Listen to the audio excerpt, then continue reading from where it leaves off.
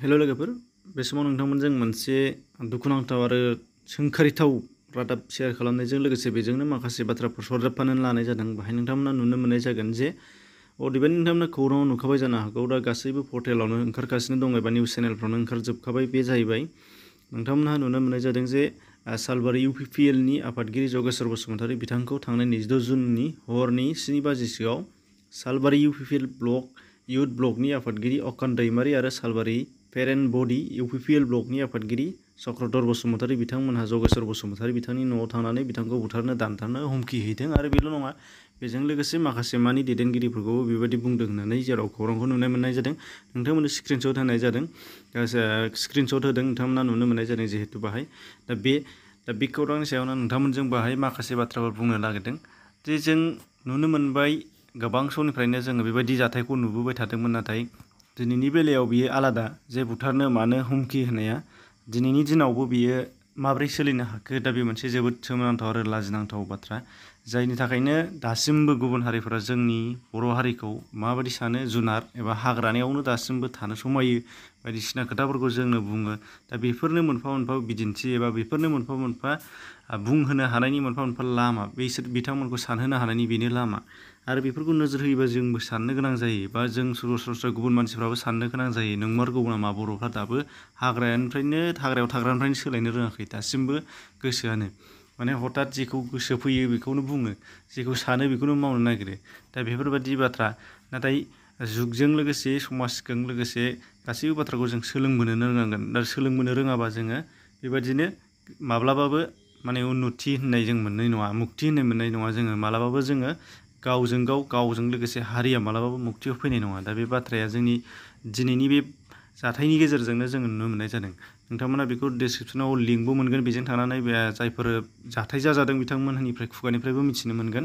दानिया नुनो मोननाय जादों, बेयाव जोङो नुदों जे राजखान्थियारि हानजानि मोनसे बेले-बेजे। दा बाहाय बिथांमोननि थाखायनो टटेल राजखान्थियारि हानजायानो बदनाम, बेथ' जाबाय, बयबो नोंथांमोना नुगासिनोखा। नाथाय मोनसे बाथ्राखौसो बाहाय बुंनो नागिरदों जे जोंनि बादि भारत हादर बादि डेम'क्रेटिक हादोराव मोनसे राजखान्थियारि हानजायानो हादरखौ सालायहैनो हानाय जायो जुदि बिथांमोना सरकार जायोब्ला बिथांमोनानो सरकार आरो बिथांमोनानो हादरखौ सालायो। आरो बिथांमोननि सायावनो रायजो राजाफ्रा भरसा खालामो आरो बिथांमोनहानो रायजो राजाखौ नायो। बिनिफ्राय फारियै बिथांमोनहानो हादराव माबा मोनसे खैफोद जायोबा एबा माबा मोनसे मोजां खामानि लानो लुबैदोंबा बिथांमोनहानो आयेन बानायो, बिथांमोनहानो खामानि मावो। दा गुबुना रावबो हाया, सोरबा साख्रियाव लाया, सोरबा हाया, जेसेबांनाखि IPS UPS बायदिसिना पास जानानै बिथांमोनहा जेसेबां सिभिल सार्भिसनि खामानि मावगोन बिथांमोनहा हाया। नाथाय सरकारनि आखायावसो जोंनाव गोबाङानो दं, गासिबो पावारफ्रानो दंजोबो, एबा आयेन बानायनो हानाय, नोगोरारिफोरखौ सासन खालामनायनिया बिथांमोननि आखायावसो थायो। दा बेखौ नायहरनानै जुदि बेबादि माने फिसा मेलेमनि मानसिफ्रानो जुदि राजखान्थियाव ओंखारबोनानै बेबायदि खामानि मावनो ओंखारबोयोबा बिथांमोनहा माबायदि सासन खालामगोन, बिथांमोनहा माबोरै खालामगोन। दा बेबायदिखौ जोङो बेफोर बायदि साफा सानै मानसिफोरखौ नाहरबा जों हमहरनो हायो। दा बेवहाय नोंथांमोनहा बबेबा मोनसे पार्टिखौ लानानै बुंनाय, नोंथांमोनहा बेखौ गोरोन्थि साननो नाङा। पार्टियाव थानानै बेबायदि फिसा फिसा नेगेटिभ माइन्डनि मानसिफोरनि थाखायनो पार्टियासो बदनाम जादों। गासिबो पार्टियानि मानसिफ्रानो मोजां नङा, बे नङा। गासिबो पार्टियानो मोजां आरो गाज्रिया थायो, नाथाय नैबेबायदि मानसि थायोबा आरो बयनिख्रुइबो गाज्रिसिन जायो। दा बेखायनो बुंदों बेखौ पार्टिनिफ्राय सोदांनानै होनांगौ, जिहेतु बदनाम जाबाय आरो गाज्रि जाबाय मोनसे जाथाय। बे जाथाया जाहाथे बर' हारि हिसाबैनो स्प्रेड जागासिनो दङ, बेखायनो जोङो दुखु मोनदों। बेनिफ्राय नुनो मोननाय जादों, बेखायनो माखासे एपिल जायफोरा बिथांमोनहा बेबायदि राजखान्थियाव ओंखारनायनि गेजेरजों समाजखौ फोसाबनो ओंखारदों, बिथांमोनहा गावबा गावनो फोसाबनानै लाग्रोनांगौनि गोनां बाथ्रा दङ।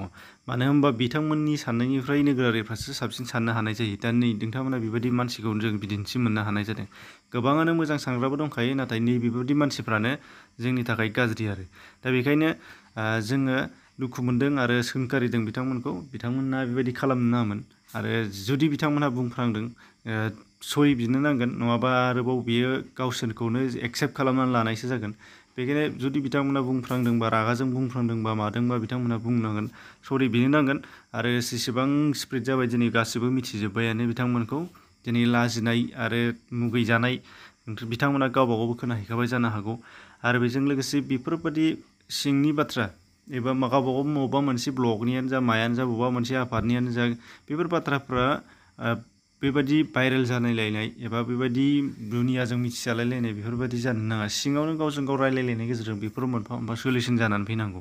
जुदि गावसोरनि सिङावनो बडियानो थिग नङाबा बेबायदि एथ'ग्राब माने गाज्रिसिम सौहैलायबायबा बुथारलायनाय हुमखि होलायनायसिम सौहैलायबायबा बेयो बोरैजाय मा बे इउनिटि होननाया मायाव दङ बेखौ मोनसे जोङो नुहुरो आरोखि बेबायदि दुखु मोननाय मोनो आरो लाजिनाय मोनो आरो मिनिजानाय जायो गुबुनफोरजों। दा बेखायनो आं बेखौसो आपिल खालामहरनो नागिरदों जे जायफोर बिथांमोनहा राजखान्थिजों मोजाङै सौहैनो नागिरदों, हादोरनि थाखाय खामानि मावहैनो, हादोरनि थाखाय खामानि मावगोन आरो रायजोफोरनि थाखाय मोजां मावगोन, बिथांमोनहा गावबा गावनो फार्स्टआव मोजां स्टाडि खालामनानै नायनो नांगौ।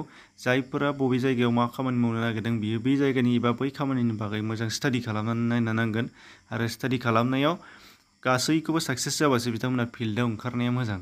नङाब्ला बेबायदिनो माबा मोनसे जायगायाव बेबायदि एक्सिडेन्टआ जाहैगोन जाहैखागोन। दा बेखायनो पलिटिक्सआव ओंखारदों जिहेतु पलिटिक्सनि बागै मोजां स्टाडि खालामनानै नायग्रो, आयेननि बागै मोजाङै नायग्रो आरो पलिटिक्सनि सोमोन्दै गोबां बायदिसिनाफोर बिजाबफोर ओंखारनानै दङ गिदिर गिदिर पलिटिसियानफोरनि आरो गिदिर गिदिर राइटारफोरनि, इन्टेलेक्सुयेलफोरनि बिदि नलेजफोरखौ लानांगौ आरो गुबुन गोबां साक्सेसफुल पलिटिसियानफोर दङ बिथांमोननि लाइफ हिस्ट्रि बायदिसिनाफोरखौ नायनानै सोलों।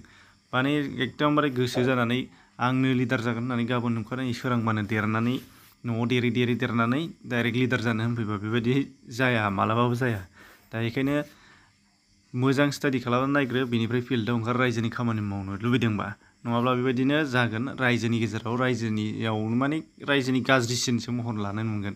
जेरै बे सानै साथामसोनि थाखाय ओंखारबायबो नै। दा बेबायदि बाथ्रा, बेखायनो दुखु मोननाय ओंखारदों। बिथांमोना सरि बिनांगौ रायजो राजानि सिगाङाव। बे गासैबो बाथ्राफोरखौ दिनै जेसेबांनाखि ओंखारजोब्बाय, दा बेनि सायाव जायखौ नाम मख'नानै बिथांमोना बुंदों, जेरै बिथांमोना बुंजादों, जेरै जायफ्रा बुंजादों बिथांमोनहा बुंफिनगासिनो दङ। बेनि थाखाय बिथांमोना गासैखौबो रायजोनि सिगाङाव सरि बिनांगोन, निमाहा बिनांगोन, अब्लासो जों रायजो राजाया बिथांमोनखौ एक्सकिउस होगोन। दा बेखौनो नोंथांमोनजों लोगोसे शेयार खालामदोंमोन। एसेनोसै, गोजोन्थों।